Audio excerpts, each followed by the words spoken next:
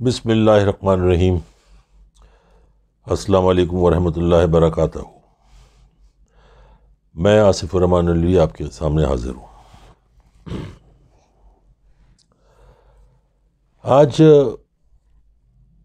بڑے دکھی دل سے میں یہ ویڈیو بنا رہا ہوں، اور یہ پاکستانی افواج کو خراج تحسین دینے کے لیے،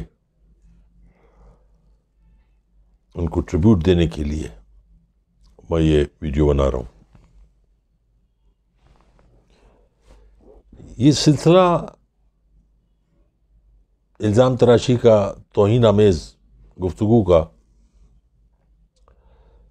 یہ سلسلہ شروع ہوا نواز شریف کی جانے کے بعد اور گجرانوالہ جلسے سے، پھر انتہا ہوتی گئی۔ کراچی میں موقع نہیں ملا، لیکن وہ دوسرے طریقے سے انہوں نے اس کو پلانٹ کیا۔ صدر کی گرفتاری سے، آئی جی کے اغوا کی کہانی سے، دروازہ توڑنے کی فضولیات سے یہ شروع، پھر انتہا پہ پہنچنا شروع ہوا۔ اور اس کے بعد 2 بار کا اسپیکر قومی اسمبلی، ایک غلیظ ترین انسان جس کے بارے میں بہت کچھ لکھا جا چکا ہے اور بہت کچھ معلوم بھی ہے۔ ہم خاندانی لوگ ہیں اس لیے اس کا ذکر نہیں کرتے، لیکن بہت کچھ جانتے ہیں۔ کہاں سے اٹھا، کدھر آیا، کس طریقے سے کیا کیا پیش کیا، اور کیسے اس مقام تک پہنچا۔ اس میں ہماری عوام کا بھی قصور ہے۔ ووٹ دیے، لے آئے، یہ نہیں سوچا، پہلی دفعہ میں بھی نہیں سوچا، دوسری بار بھی نہیں سوچا، اور تیسری بار بھی نہیں سوچا کہ جس شخص نے ملک کے خزانے کو لوٹا،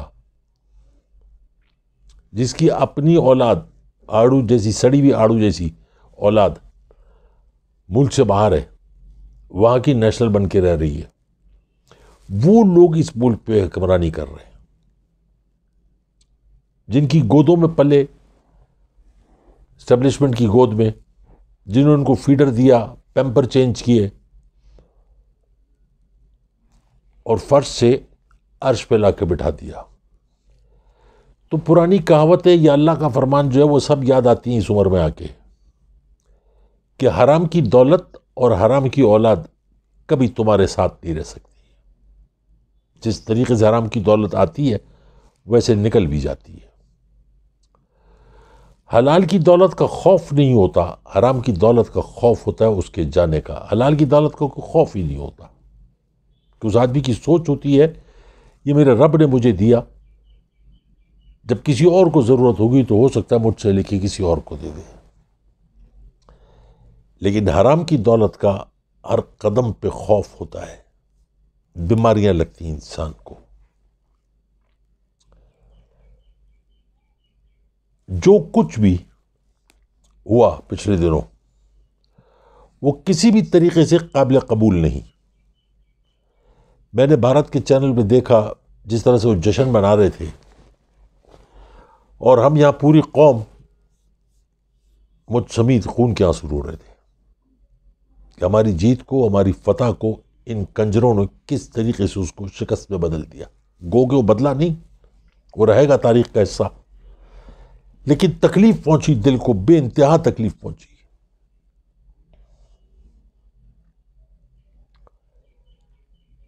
میں بہت سارے لوگ ہیں، کیا کس کس کا نام لوں، لیکن میں بتانا چاہتا ہوں، پوچھنا چاہتا ہوں، یہ جو بغیرت اسٹیج کے اوپر کھڑے ہو کے بکواس کرتے ہیں، نورانی، اچکزئی، کفایت اللہ، پنڈت فضلو، اور بہت سارے پیپلز پارٹی والے بھی اس میں شامل ہیں، ان میں سے کسی کی اولاد ایک دن کے لیے بھی سرحد پہ نہیں گئی۔ 71 کی جنگ میں مجھے یاد ہے، ہم نے خود جا کے اپنا نام لکھوایا تھا رضاکاروں میں، جوان تھے، زندگی پڑی تھی، لیکن وہ ویسی زندگی نہیں چاہیے تھی غلامی کی. ملک کے دفاع کے لیے ہر وقت تیار تھے. ہمارے نصیب میں نہیں تھا کہ ہم کو بلایا جاتا اور ہم بھی شہادت کی زندگی اپناتے، لیکن تیار تھے. جماعت اسلامی جو اس پی ڈی ایم کا حصہ نہیں ہے، لیکن پی ڈی ایم سے ہٹ کے بھی وہ وہی کام کر رہی ہے جو پی ڈی ایم کر رہی ہے. میں سراج الحق سے پوچھتا ہوں، اس کی اولاد، اس کے بھائی کی اولاد، اس کے خاندان میں کوئی فوج میں ہے؟ قاضی حسین احمد کے بچے امریکہ میں پڑھے.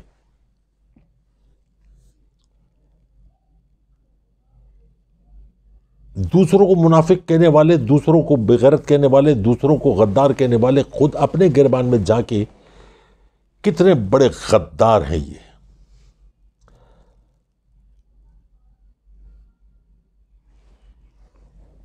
نواز شریف کہتا ہے کہ ایک لائن ہے بیچ میں، ایک لکیر، ورنہ آپ اور ہم تو ایک ہیں. آپ بھی آلو گوشت کھاتے ہیں، ہم بھی آلو گوشت کھاتے ہیں. منوس کو صرف کھانے کی پڑی بھی، اور یہ کھا کے مرے گا. اس جگہ پہ نوالا پھنسے گا اور یہ مرے گا. آپ جس کو مانتے ہیں ہم بھی اسی کو مانتے ہیں. آپ اس کو بھگوان کہتے ہیں، کوئی رام کہتا ہے، ہم اللہ کہتے ہیں. لعنت ہو تم پر اور تمہاری جتنی نسل ہے ان سب پر لعنت ہو. اور اس کے جو چاہنے والے ہیں، جو اس کے کارندے ہیں، جو اس کے نمائندے ہیں، جو اس کی پارٹی کے رکن ہیں، عظمہ بخاری نام سنو، کیا بات ہے. وہ کہتی ہے پلوامہ میں جو لوگ مرے وہ شہید ہیں 40. جو یہاں شہید ہو رہے ہیں کتے کے بچوں کو وہ نظر نہیں آتا. وہ نظر آتا ہے وہ جو 40 مرے تھے، جو جہنم واصل ہوئے تھے، وہ نظر آتا ہے. جو ہمارے یہاں شہید ہوتے ہیں وہ نظر نہیں. شہادت کو تم لوگ کیا جانو. ایک سپاہی کتنا قیمتی ہوتا ہے یہ تم لوگ کیا جانو. ایک آفیسر کتنا قیمتی ہوتا ہے کہ تم لوگ کیا. تم لوگ صرف اور صرف حرام کی دولت اور حرام کی اولاد کو سنبھالو. جب کوئی شہید ہوتا ہے، میں سے بہت سارے خاندانوں کو جانتا ہوں، میرے تعلقات ہیں، مراسم ہیں ان سے. جب کوئی شہید ہوتا ہے تو وہ اکیلا ایک سپاہی یا ایک جوان یا ایک افسر نہیں شہید ہوتا، اس سے اس کی پوری یونٹ ہل جاتی ہے. سر سب کے فخر سے بلند ہوتے ہیں کہ اللہ کی راہ میں ملک کے قاتل جان دی، لیکن انسان تو ہے نا، ہل جاتے ہیں اپنی جگہ سے. اس کے بوڑھے ماں باپ اپنی اولاد کو کھونے کا صدمہ ان سے بہتر کوئی نہیں جانتا. اس کے باوجود وہ دوسرے بچوں کو تیار کرتے ہیں، جاؤ ملک کا دفاع کرو اور اپنی جان دے دو. اس کی جوان خوبصورت بیوہ جس کی گود میں ایک بچہ ہے، جو بچہ بھی اپنے باپ کو منہ بھی نہیں دیکھتا، اور وہ شہید کی اولاد بن جاتا ہے. بہت ساری بیوہ ایسی ہیں جنہوں نے بھی اولاد کو جنم نہیں دیا اور ان کے خاوند شہید ہو گئے.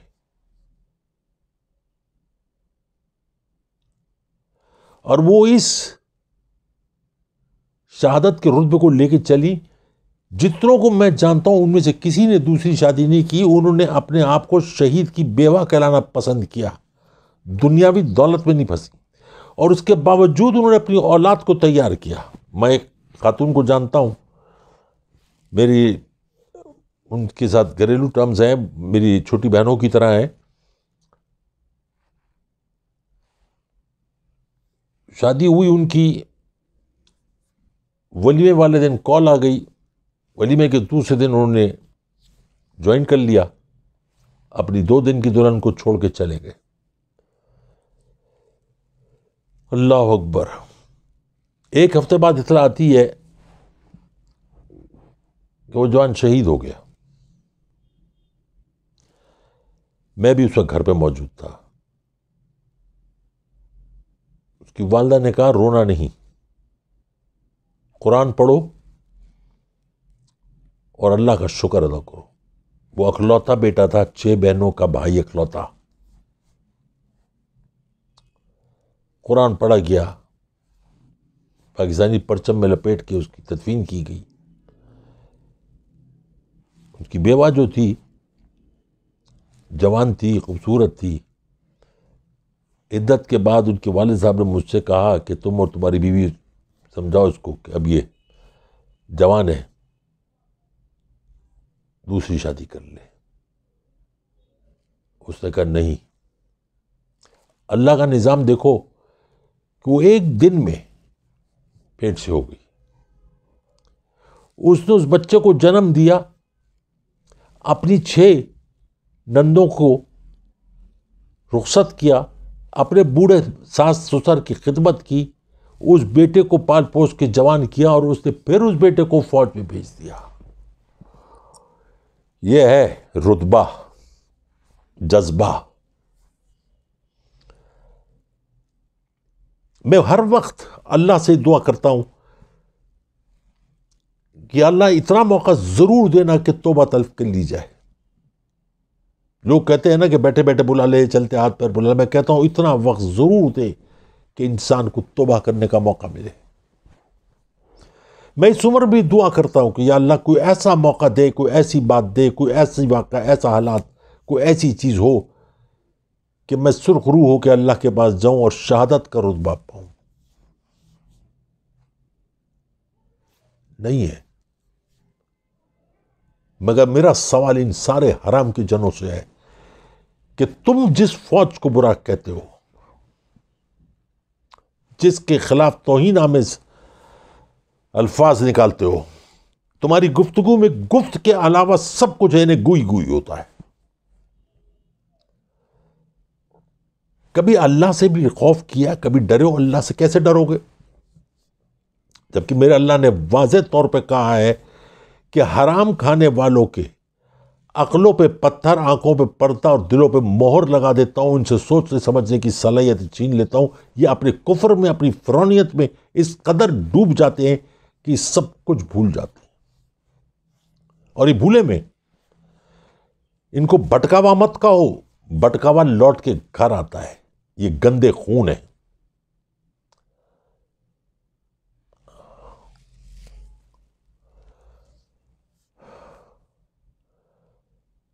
میں بہت قریب رہا افواج پاکستان کے. میرے دوست احباب بہت سارے فوج میں تھے، بلکہ اکثر لوگوں کو غلط فہمی ہوتی تھی میری جوانی میں کہ شاید میرا بھی تعلق کسی فوج سے، کسی ریجیمنٹ سے، کسی سے تعلق ہے. مجھے فخر محسوس ہوتا تھا ان کے ساتھ اٹھنے بیٹھنے میں، ڈسپلن، ادب و آداب والے لوگ.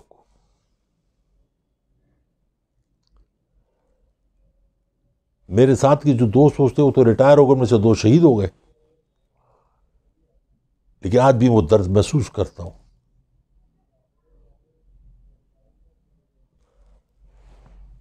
میں جب ان کے گھروں پہ جاتا ہوں بڑے بوجھل دل سے جاتا ہوں، اور میں دیکھتا ہوں کہ ان کے کمرے ویسے ہی کہ ویسے ہی سیٹ ہیں. جس کرسی پہ، جس صوفے پہ وہ بیٹھتا تھا وہ آج بھی ویسے ہی ہے. اس پہ کوئی بیٹھنے کی جرت نہیں کرتا کیونکہ ان کے لیے وہ زندہ ہے. یہ شہادت جس محلے میں وہ رہتا ہے وہ پورا محلہ اور شہید کا گھرانہ ہوتا ہے. کوئی آنکھ ایسی نہیں ہوتی جو اشکبار نہ ہو، جو نم نہ ہو، جس کے گھر میں کورام نہ مچے. لیکن تمہاری موتوں کے اوپر کوئی نہیں روئے گا. صرف وہ روئے گا جس کو اپنی باری نظر آ رہی ہوگی کہ اب میری حرام کی دولت میرے ہاتھ سے نکلنے والی ہے.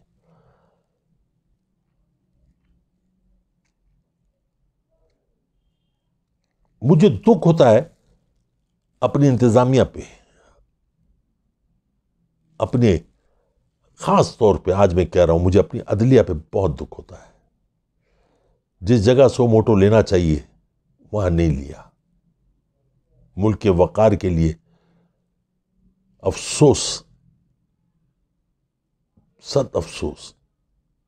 اللہ کو کیا منہ دکھائیں گے جس اللہ تعالیٰ نے تمہیں اس منصب پہ بٹھایا اپنا نمائندہ بنا کے کہ انصاف کرو اور آج منصفین خاموش، بالکل خاموش، کوئی سو موٹو نہیں لیا۔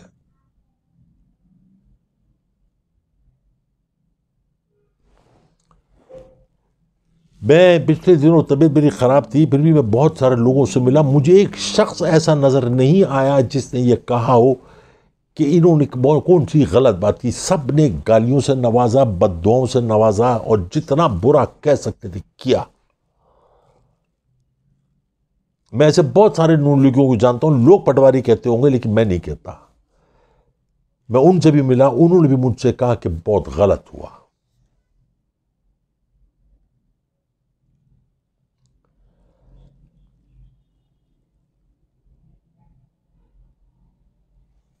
ہمارے ملک میں انکوائریاں بہت لمبی چلتی ہیں۔ میرا جیسا آدمی 2 دن کے اندر ساری انکوائری کر کے بیٹھ گیا کہ وہ سارا ڈرامہ تھا جو آئی جی نے کیا کراچی میں، لیکن ابھی تک وہ انکوائری کھل کے سامنے نہیں آئی اور بدکار لوگوں کو گرفتار کر کے ان کو سزا نہیں دی گئی۔ اس ڈرامے میں آئی جی اور ان کے سارے سینئر افسران مبتلا تھے، ملوث تھے، جنہوں نے چھٹی کے لیے اپلیکیشن دی تھی۔ یہ سارا پلانٹڈ ڈرامہ تھا، اسکرپٹڈ تھا، صرف فوج کو ملائن کرنے کے لیے۔ لیکن کیا وہ ہوئی؟ نہیں، کوئی نہیں مانے گا۔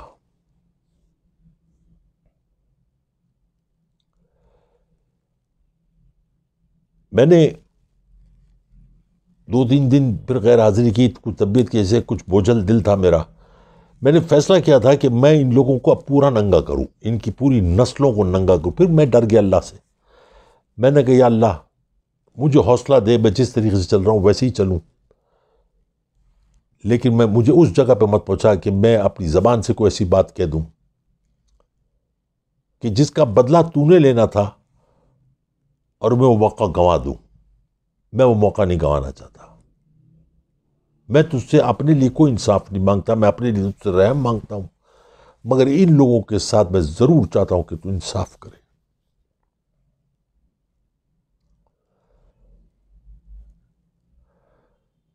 میرے ملک کی فوج کو برا بلا کہنا، ان کی شان میں گستاخی کرنا، ملغزات بکنا،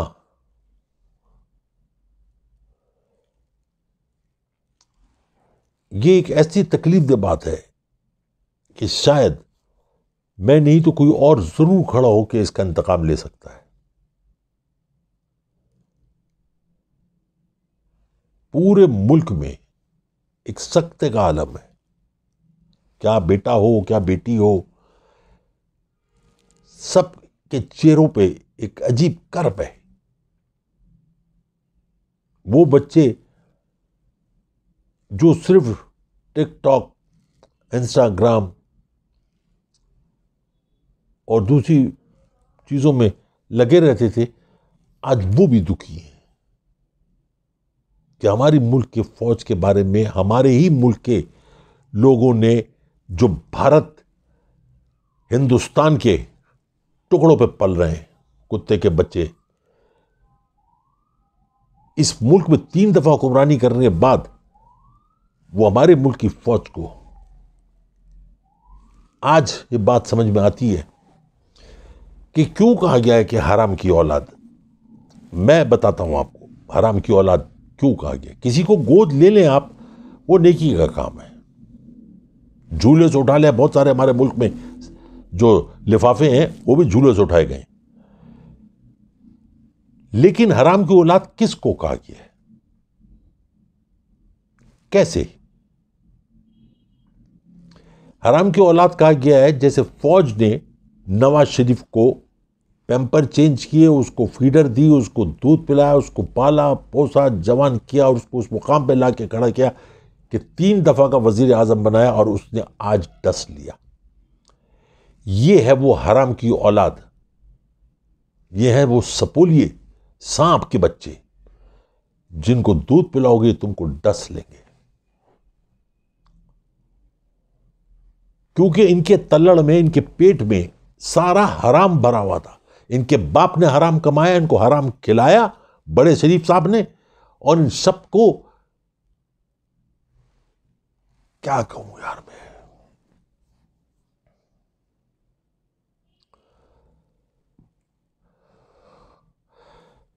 زندگی میں بڑی دنیا دیکھی، بڑا گھوما پھرا، دو چیزیں میں نے کہیں نہیں دیکھی.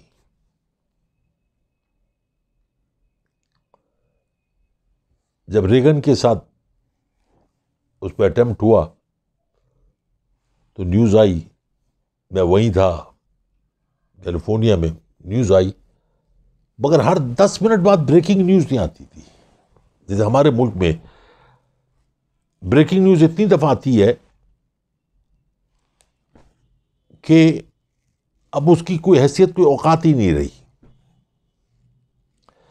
دوسری چیز میں دیکھی دوسرے ملکوں میں کہ کوئی اپنی فوج کو برا نہیں کہتا، کوئی بھی نہیں کہتا. ہم راتوں کو سو رہے ہوتے ہیں، یہ سرحدوں پہ کھڑے ہو کے ہماری حفاظت کے لیے چوکنا رہتے ہیں. ہم راتوں کو سو رہے ہوتے ہیں، پولیس والے گشت کر رہے ہوتے ہیں. میں پولیس والوں کو بھی برا نہیں کہتا، یہ بھی ہمارے سپاہی ہیں. سوچنے والی بات ہے کہ کرپٹ کون کرتا ہے، ان کو کرپٹ کیسے ہوتے ہیں. کرپٹ وہ، ان سب کی 20 25 30 سال کی سروسز ہوتی ہیں، مگر ان کو کرپٹ کرنے والا صرف 5 سال کے لیے آتا ہے، کرسی پہ بیٹھتا ہے اور ان کو کرپٹ کر کے چلا جاتا ہے، پھر دوبارہ آ جاتا ہے.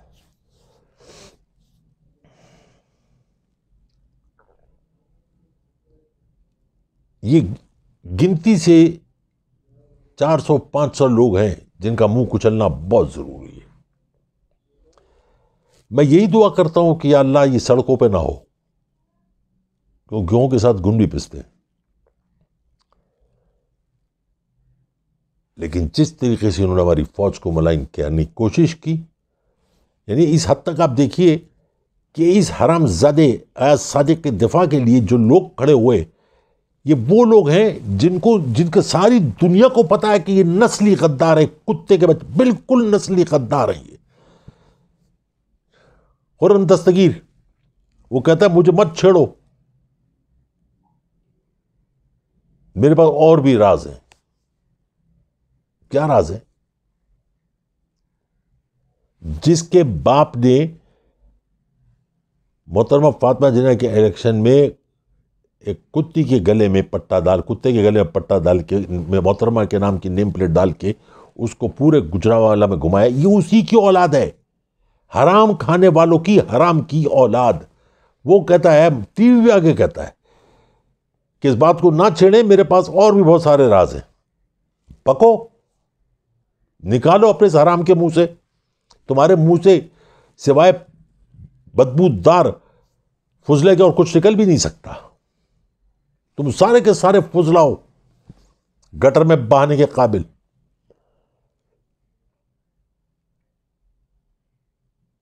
ایاز صادق کہتا ہے میں نے جو کچھ کہا وہ صحیح کہا. میں سوشل سیکیورٹی کمیٹی جو اس کا ممبر بھی رہا تھا، میرے پاس بہت سارے راز ہیں. یہ ہیں آپ کے نمائندے جن کو آپ نے ووٹ دیا اور آپ لے کر آئے ان کو. کسی کی غیرت نہیں جاگی.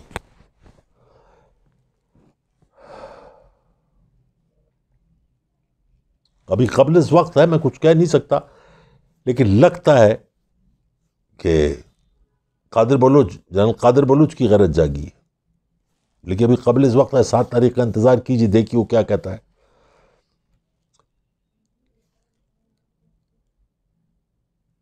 ابھی آج صبح میں کسی کا فون آیا تو میں نے اٹھایا، میرا دوست تھا، وہ امریکہ میں الیکشن ہو رہے ہیں، تو وہ اس پہ لیکن اس نے مجھ سے امریکن الیکشن کے بارے میں بات نہیں کی. اس سے مجھ سے یہی بات کی کہ یار وہ ووٹ ڈال کے آیا تھا، اس نے مجھ سے یہی کہا کہ یار یہ پاکستان میں کیا ہو رہا ہے. یعنی اس حد تک ہم لوگ گر گئے کہ ایک چیز تھی ہمارے پاس سینہ چوڑا کر کے چلنے کی، وہ تھی ہماری اپنی فوج۔ ان گندی نالی کے کیڑوں نے اس کو بھی ملائن کرنے کی کوشش کی۔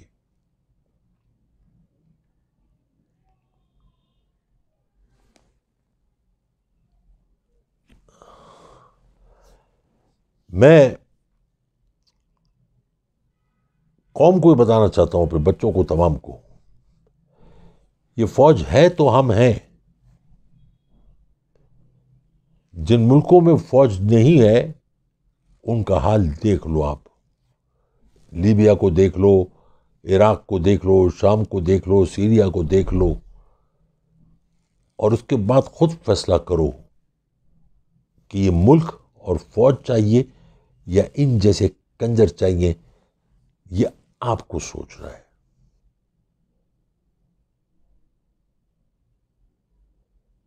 آنے والی نسل کو سوچنا ہے۔